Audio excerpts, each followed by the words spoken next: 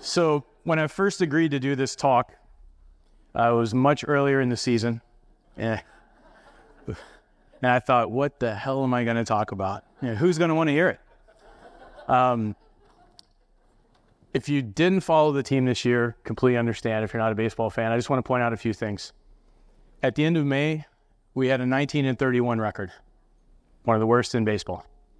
We had a 0.1% chance of making the playoffs, okay? And we ended up winning the World Series, okay? So that's phenomenal. It's a testament to the group of guys we have, to the staff, to our front office. It's phenomenal. I'm going to talk a little bit about that today, but I was thinking, how am I going to talk about 20 plus years of a mindfulness journey in 30 minutes? So I'm going to do my best. I'm going to talk about some of the things I've done in the past, some of the things I do currently, and how it's all blended together, okay? So my background is varied. I have degrees in English and communication. I've been a massage therapist for over 20 years. I have a degree in sports medicine and exercise science. I have a master's in sport and exercise psychology, and I'm finishing my PhD in health promotion and wellness. I don't say that to boast. If you could see my student loan debt, I have nothing to brag about. Okay. And Uncle Sam has said no more money, so this will be it for a while.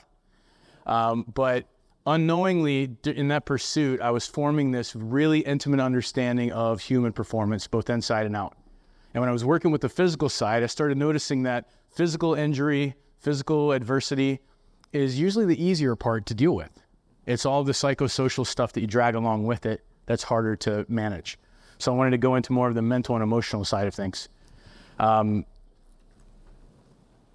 want to start off with a story. This is Jigoro Kano, who is the founder of judo. The story goes that on his deathbed, he assembled his greatest students from throughout his career, and they were very distraught. He was very much calm and at ease. And they were talking about the plans for his funeral and beyond, and he said, I have one wish. Please bury me in my white belt. Has anyone here studied martial arts? What does the white belt signify? The beginner belt. And his students who were masters in their own right said, oh no, master, we have to honor you in the right way. And he said, where I'm going, it's a new journey, and I want to approach it with the beginner mindset. Okay? So this is a story I heard a long time ago. It's been a foundational story that I use with every audience I talk to. I challenge you, not just in my session, but every session this weekend, to go into it with your white belt on. Okay? There's always something else that we can learn. I say this also because I first learned about mindfulness in massage school 20 years ago. And I was in a darker place in my life. I had just lost my dream due to injury. I was dealing with a lot of personal stuff with my family. I had this very crunchy, hippy-dippy teacher named Lenny in massage school who had a PhD in wellness, which I thought was the dumbest thing I'd ever heard of. Who, when we were working on each other, used to stand in the corner and do this and smile. And he used to pass out raisins, and we would mindfully eat raisins, which I thought was the dumbest thing ever, right? So fast forward 20 plus years, I'm finishing a PhD in wellness. I've been a massage instructor, and I can't say I haven't done this in the corner before, right? And I teach people how to mindfully eat raisins all the time. But as John Kabat-Zinn says, it's never about eating the raisin. And that's the big lesson, okay? So I need to reach out to Lenny and say thank you. So these are some of the populations that I've done sport and performance psychology and mindfulness training with in the past 15 plus years, okay? The joke with me is always I'm the most experienced guy in my field that you've never heard of, because I work with populations where I have to be behind the curtain, and I've adopted that mindset, and I've stayed behind the curtain a lot. So I was the master trainer and lead for the Army's performance psychology program for a long time. All of our work with Army Medical Command, Army Wounded Warrior Program. I helped stand up the Warrior Transition Command that handles all cases with the Army's wounded, ill, and injured soldiers and their families and their cadre. Athletes at all levels. I work with little kids in the off season. I love working with kids. It's great to see the light bulb come on and to see that this is becoming part of who they are, not just what they're trying to do. Healthcare professionals. I started doing this when I worked with the military. I trained all of the Army's caregivers that were working with wounded, ill, and injured service members on things like wellness coaching, compassion, fatigue, and burnout, self-care, motivational interviewing, things that they walked in and said, whoa, what is this? But they left saying, okay, I get it. All right. Business leaders, musicians, and entertainers. I wrote for a music magazine in Nashville for about 3 years, being a performance psychology consultant for new artists. Federal government agencies, students, educators, individuals. I show you this list for one reason. It involves everybody. Okay? All of us perform multiple times a day. Think about it just for a second. How many times have you performed just today already? We're at the midway point of today's conference. How many times? Think about it. How many of those things could you have probably done a little bit better? That's why I love my field. It touches everybody. Okay? The most important person I've learned to use this with is that guy. And I'll tell you why. I was doing a lot of work with compassion, fatigue, and burnout. I was working with a lot of post-traumatic stress, traumatic brain injury. I went through some traumatic events as a kid, and I didn't really deal with those in the right way. So I realized one day that I was working with a population dealing with traumatic stress, dealing with trauma, injury, adversity, and I wasn't taking care of myself in the right way. I was telling everybody else how to take care of themselves. Do as I say, not as I do. Because as caregivers, we do a lot of this, very little this. Okay? So last season, we were supposed to make the postseason. We were favored to do a lot of really great things, and we didn't. And I thought, oh man. But what it allowed me to do was I had a longer off season, which was not a good thing in my profession. But I used it to really dive back into mindfulness. It had been a while since I saw what was new and what was out there. When I was working with the military, I didn't really call it mindfulness. I couldn't walk into a group of Navy SEALs at that time and say, hey, we're going to meditate today. Okay? Or Army Rangers, hey, we're going to do mindfulness. We're going to eat raisins today. Right? So we called it things like guided meditation and relaxation techniques. Got it. Or guided imagery and relaxation techniques. Okay, we do that stuff. Got it. So then I carried that over to my work with athletes. Kept that mindset. I'm not going to talk about mindfulness. I'm not going to talk about meditation. I'll put it behind the curtain a little bit and put this mask on it, make it easier to digest. And last season, I thought, I need something for myself. So I dove into a few mindfulness conferences, including this one. I was sitting right back there last year at this time, and the light bulb went on again. And I thought, you know what? Why am I hiding this? This is phenomenal. So I immediately dove back into mindfulness, meditating every day, taking care of myself first, which seemed selfish at the time, but I'm a big believer that you can only ever give the best of what you've got. So why not improve on yourself so that you can give more of that? Okay, kind of put your mask on first idea. And the craziest thing happened. People started noticing it around me. Spring training, players were coming up saying, hey, you look different. Well, I grew my beard out. No, it's not that. Right? You seem calm, you seem this. And then they would come back and they would meditate with me. And the coolest accomplishment that I have to date, other than the World Series, more importantly to me than the World Series, is that I've helped to reduce the stigma of this work with professional athletes who are then going to be role models for younger kids. Okay, so that's pretty phenomenal. I had a chance last year to talk with John Campbell in the off season. And I said, John, I'm not a mindfulness teacher, but mindfulness has been the foundation of my work for 15 years or more. What advice do you have for someone who teaches mindfulness?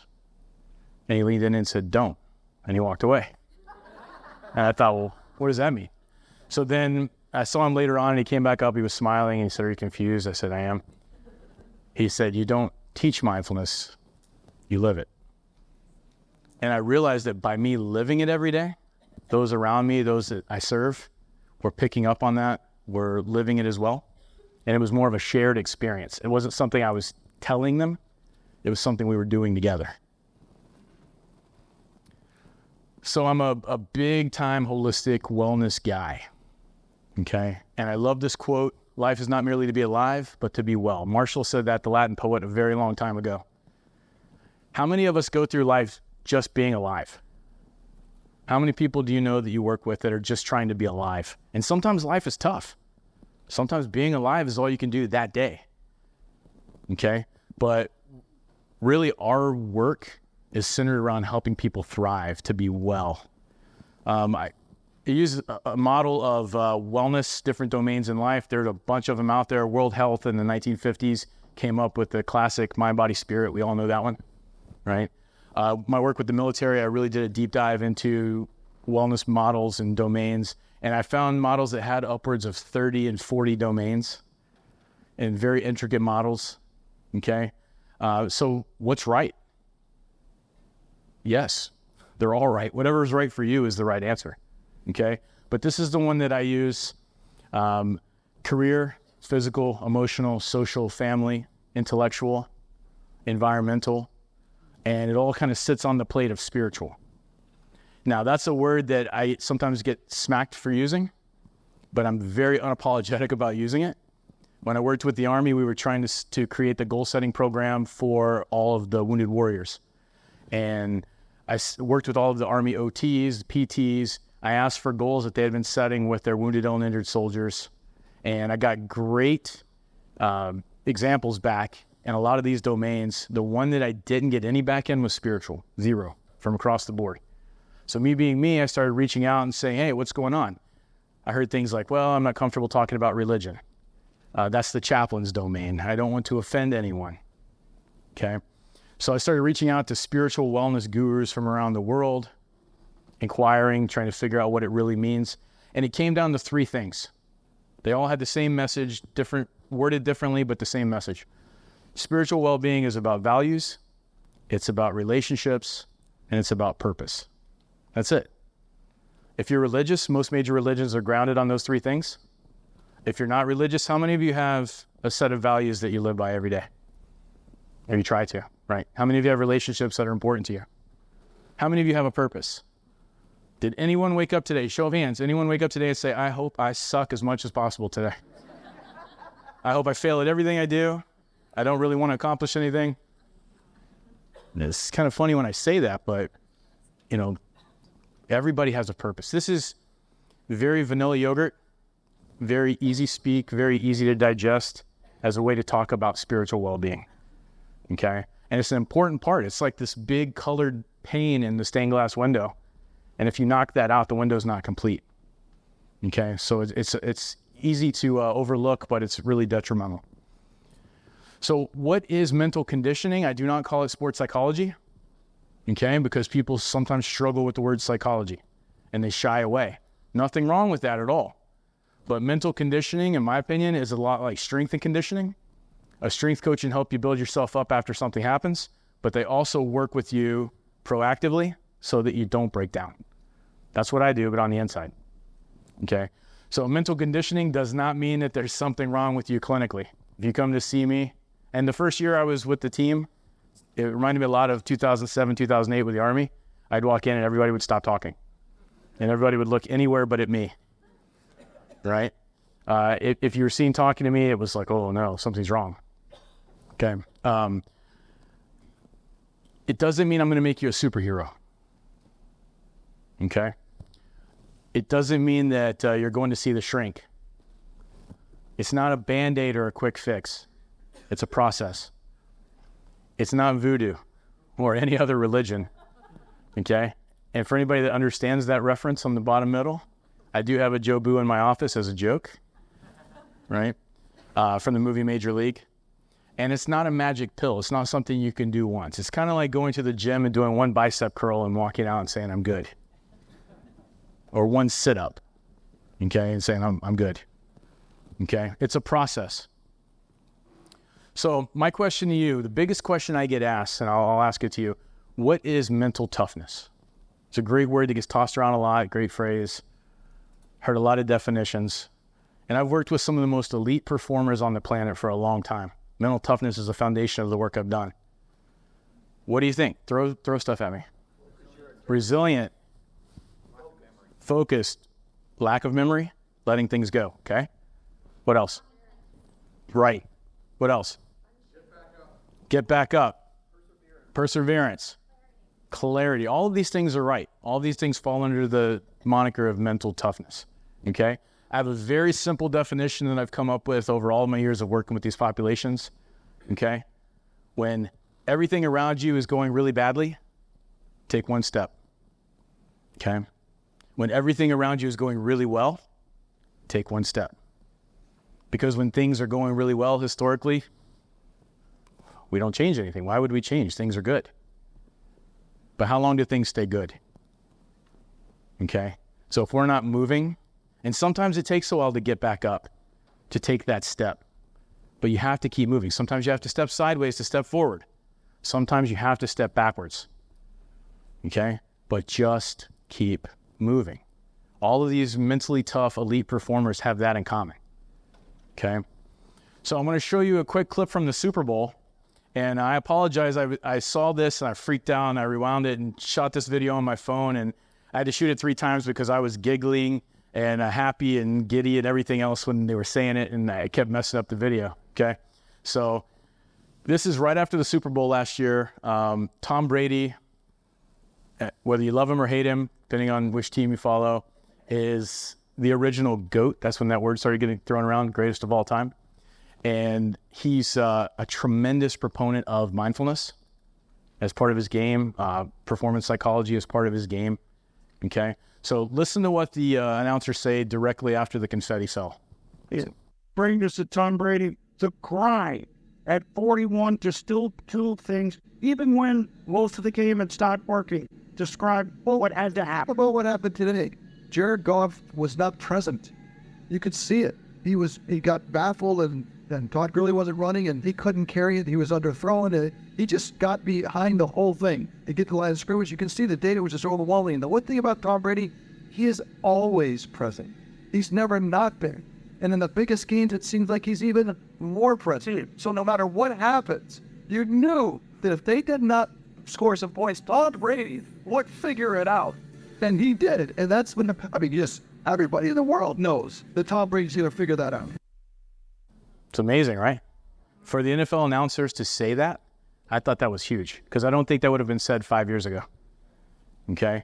That's why I was so giddy, understandably, right? So Tom Brady is present. I don't know if you can say in the big moments he's more present, but I think he's just gotten himself to a level of being present, right?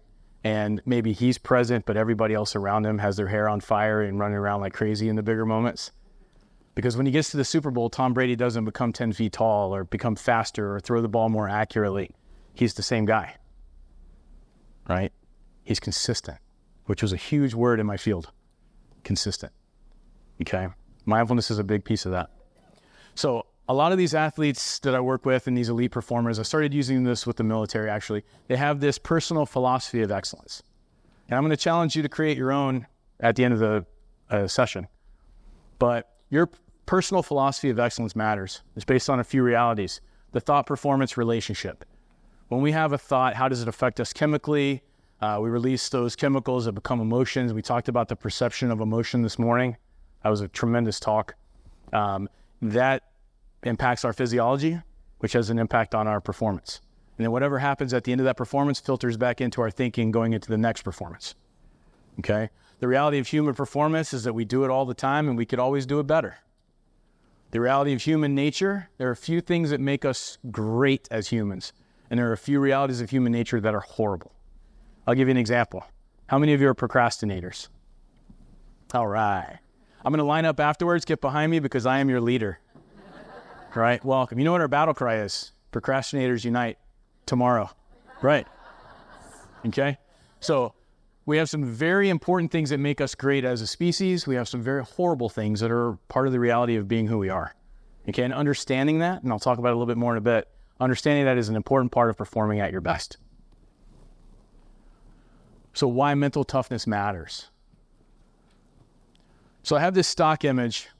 So this could be any typical guy that I work with on a daily basis, right? Big moment. I want you to look at this and tell me how many things are vying for this person's attention in this moment.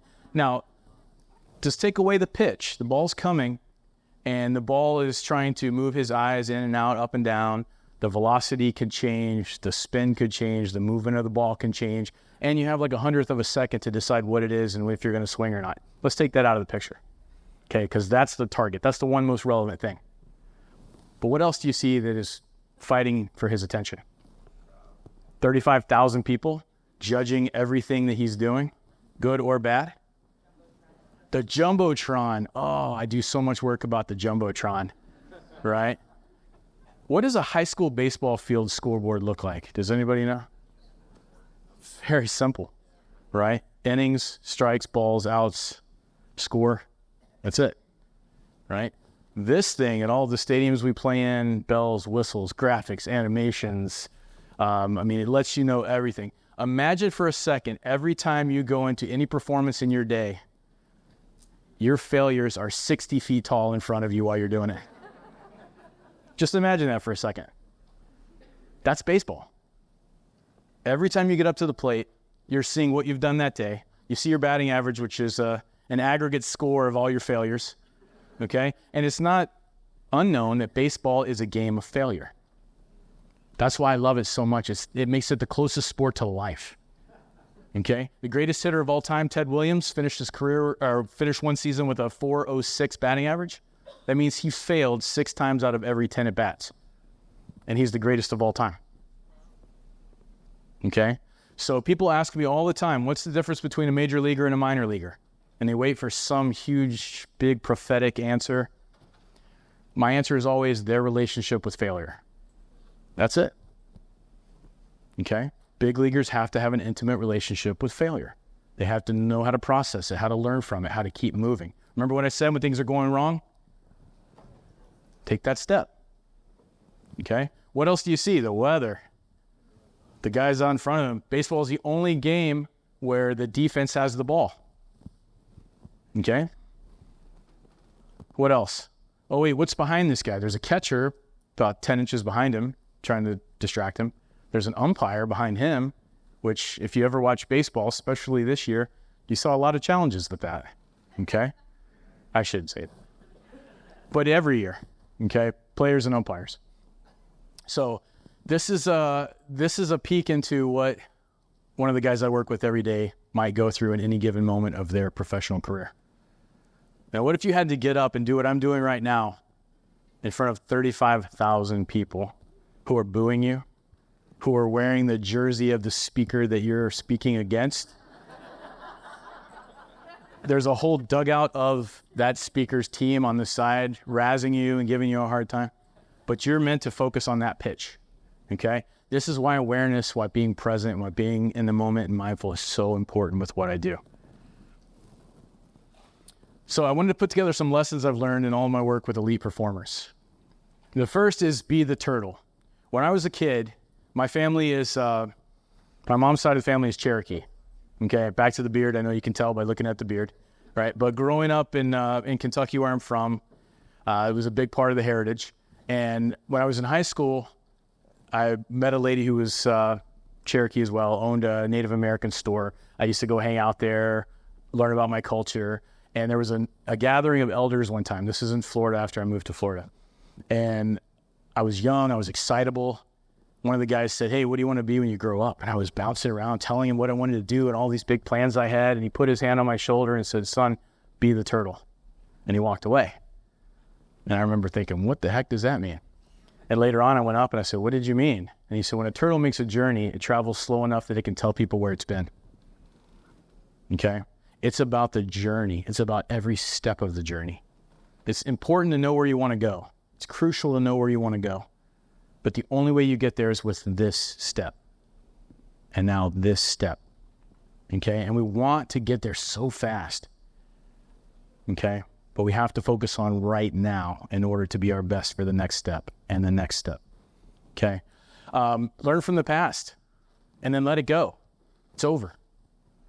Okay? Take that lesson to make you your best self right now so that when you get to the future moment, you're a better version of yourself in this moment now that I'm here. Okay? And control what you can, which I hate to tell you this, I'm trying to ruin anybody's day, but isn't a whole lot. The only 3 things, in my opinion, you can ever control is what you think, what you say, what you do, period.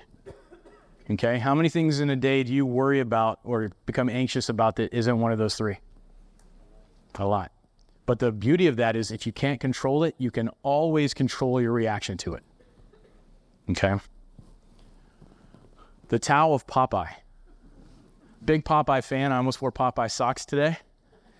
And the reason I love Popeye is what's in the blue box down there. His catchphrase. I am what I am. No other cartoon character in the history of anything has ever had the awareness that Popeye had. Right? I'm going to get deep, y'all. Get ready. Okay? He ate well. Spinach. Got his greens. Right? Very loyal to the lady he loved. Stood up for what was right. I mean, this guy was a class act. But he was very self-aware. He understood his challenges, understood his strengths. In any performance, your challenges, it's important to know those because that's how you build competence. You got to know where the holes are in the ship so that you can plug them. Okay? But it's important to know your strengths because that's how you build confidence. Okay? And that starts when we're little. How many of you heard this growing up? Go to your room and don't come out till you think about what you've done. Finish that one for me. Wrong. Right? Did anybody ever hear, go to your room and think about what you did right? Honestly? How different might things have been? And we don't celebrate our strengths because that's cocky and arrogant. Okay? Quick lesson. The difference between arrogance and confidence. Hey, I'm really good at playing the guitar. I'd love to show you sometime what I can do. Confidence. Hey, I can shred on this thing and you're terrible. Arrogance. Posturing it against someone else. Okay? But we've been socialized to think that if we celebrate a strength, it's cocky or arrogant. So we've backed away from it. Okay? Self-regulation, once we understand those things, then we can see what we need to sustain and keep, what we need to change. And then self-development. How do we continue to grow? Mental skills I use around this are what I call mindset, mindfulness, building confidence, and using imagery. Okay? So one of the things I did with the military, after I worked with the Army, I went to the Secretary of Defense's office and I became the senior subject matter expert for the Military Adaptive Sports Program at the Office of the Secretary of Defense. Okay, I missed those gigantic titles. But I was the lead for things like the Warrior Games, which is a Paralympic-style event for all branches of the military. They bring their wounded, ill, and injured together and compete as part of the rehabilitation, right? And it started in 2010, 2013. Prince Harry came over and said, we want to make this a global thing. So 10 months later, 14 allied nations got together and had the first Invictus Games, which I was one of the lead U.S. planners for that. Very humbling experience. But I love their logo, which is the top two lines there, Invictus Games. What's highlighted? So if you just lived the most traumatic experience of your life, and you're trying to rebuild your identity, and you're trying to rediscover who you are, and you're trying to thrive, how important is that message? Not what I was this. I could be this. I am this. This is, when I went to the first Invictus Games in London, it was such a spiritual experience for me. I was a mess every day, seeing how these countries interacted and how these folks that had just lived so much trauma were really getting after it and kicking butt and getting back into life and supporting each other. We had one country show up. I won't say which one. It was a smaller country. Athletes had much more primitive prosthetics and different devices, didn't have the right shoes. And some of our American athletes were giving them their gear. Weren't asked to. And it was such a humbling thing to see. And this became our battle cry. The medals say, I am. The volunteers say, I am an usher. I am here to serve. I am. That was a central message. So for weeks, that's all you heard. I am this. How empowering is that? And Invictus means unconquered, which I think in itself is beautiful. With that population, I learned that sometimes you have to lose a piece of yourself to become whole. Okay? Now, I'll quickly go through this. Awareness is key in that. I use the word GIMP in that bullet point because it's a terrible, terrible word. But a gentleman I worked with who's a wheelchair rugby world champion wrote a book called GIMP because he said that's how he saw himself after he was injured, spinal cord injury, and that's how he thought other people would see him. So what I learned from this guy was, it's just like anybody else. He said, if you don't like me, sit in a chair beside me and I'll knock you out of it. He said, I'm just a guy. I happen to be sitting down. And I thought that was so empowering. And then this 12-year-old revolutionary, I did an adaptive sports camp for kids in Georgia, And this young lady came in, 12 years old, had cerebral palsy, was in a big stand-up wheelchair. You ever seen those big wheels? And she came in and she just lit up the room. And I was the bocce coach that day. Never played bocce. Was faking it till I made it. And she came in and I was talking to her mom and I said, hey, what's your name? Alexa. Hey, Alexa, I'm Coach Mark. How are you? Oh, I'm great, Coach Mark. I'm excited to be here. I said, Alexa, what do you want to be when you grow up? And she said, I'll tell you what I'm going to be. I'm going to be the first female disabled president. And I said, kid, you got my vote. I'm in. And I might have written her in every year since then. But I watched her perform, and her mom was emotional and smiling and saying this is her every day, all day. And they were playing wheelchair handball on basketball court, wheel down, throw the ball into the goal. And she struggled to keep up, but she was trying, and she was having fun. So eventually they put her in the goal. And she learned quickly, because kids are smart, that if she turned sideways, her wheel was bigger than the goal, right? So nobody could score, nobody complained, nobody got upset. And she was laughing like she'd split the atom. She was really excited. And so she told me afterwards, we pulled her off because she was tired and we were playing, tossing a ball back and forth. And I said, Alexa, you look like you're having the time of your life. She goes, I love being here. I said, why? She said, because here I'm like everybody else. And she said, people call me disabled, but I'm not. I have different abilities. But Coach Mark, you and Coach Kelly have different abilities. And Coach Kelly and Coach Jim have different abilities. Right? What a genius. Right? So all of our differences, everybody in this room has different abilities, but that's what makes us the same. Okay? Values are like fingerprints. Nobody's are the same, but you leave them on everything you do. Elvis Presley said that. Values play a big role in what I do day to day. Last lesson, one team, one fight. I do a lot of team enhancement. I don't build teams. Organizations build teams. I just come in to help them perform better as a team. Okay? Communication's the lifeblood of anything, any relationship, any interaction. Okay? Communication is the sharing of ideas. More importantly for me is connection. Okay? Connection is the sharing of humanity. That's another challenge I have for you in the next few days. Don't just communicate with people. Don't just talk about what you do, what you want to do. Really connect with that person. Okay? Collaboration. How do we work together? And then finally, culture. Culture is so important. And I got to tell you right now, culture should be bottle-fed, not force-fed. Culture happens organically, and it should be nurtured and brought out and supported. Okay? So I challenge you to come up with your own personal philosophy of excellence based on what we've talked about today. Okay? Think about what your strengths are, what your challenges are, everything we've talked about. I know I gave you a lot. It's like 8 hours of stuff in 25 minutes. Okay?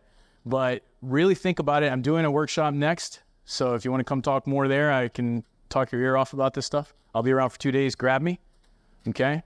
But I challenge you to go to your rooms tonight and think about what you've done right. Okay? Thank you.